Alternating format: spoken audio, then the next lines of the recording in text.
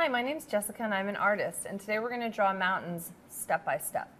So we're going to take our bluish, grayish marker. It doesn't really matter if it's blue or gray or black because these mountains are going to be in the background. So step one, we're going to take our line and we're going to bring it up just like that, just at a nice arc, and then bring it back down.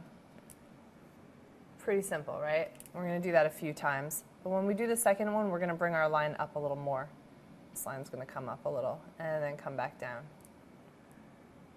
Yeah, it's that easy.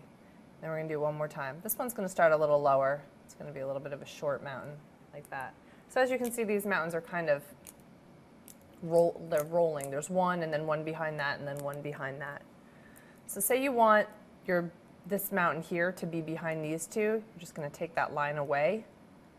That's why we always draw with erasable markers and pencils. You're going to put the line in front of it like that. Now, instantly, the mountain is behind it. So let's review. Line's up, comes down. Another one goes up, comes down.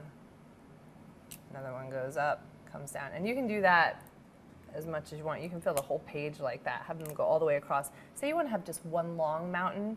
You're just going to make your lines longer. So it'll go up, up, maybe it'll come down for a second, up, and then just head back down, just like that.